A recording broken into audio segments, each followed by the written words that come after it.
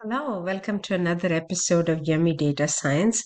In this incredibly short episode, I'm going to be talking about something technical, and I realize that many videos have been made about this, so I apologize for making yet another YouTube video. This video is going to be about why you should save your code in GitHub.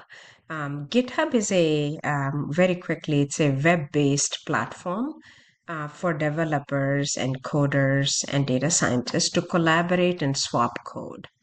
And so it's excellent at versioning. It's easy to switch back and forth between versions.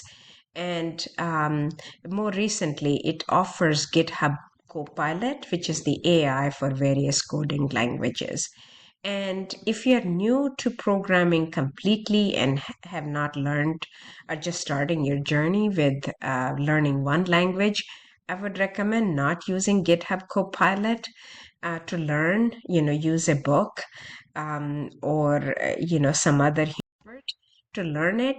But once you have mastered one language, then GitHub Copilot may indeed be useful to you to accelerate learning another language.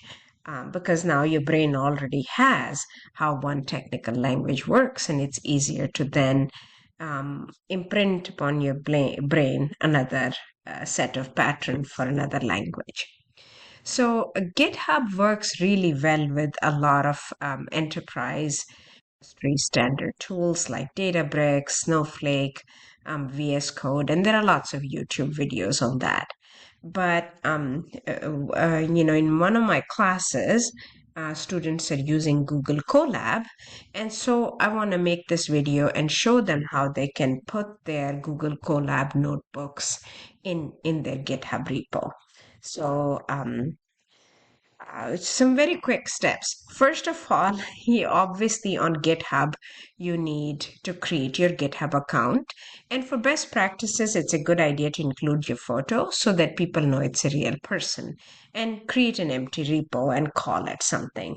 So for example, here I'm showing you my GitHub repo, GitHub account, and I have created a repo called Healthcare Analysis, and I've checked in these notebooks. So I'm going to be checking in that. And how do you create another repo over here that helps you create another repo? So in any case, we are ready. And now what I'm going to do is quickly go over the steps of what you need to do in the Google Notebook, Colab Notebook. So in the notebook that you want saved, you want to go to File and save a copy in GitHub. And that's it. And prompt to authorize and you're done. So it's so easy. So if I go to my Google Colab, this is the one saved. I will go to File and then I'll say save a copy in GitHub. And it didn't ask me to prompt because I have saved before. But when it does ask you to authorize, you can authorize it. And here it says include a link to Colab. Well, that's if you want from your GitHub repo to be able to open it up, and I don't. So I'm going to uncheck that, and I'm done.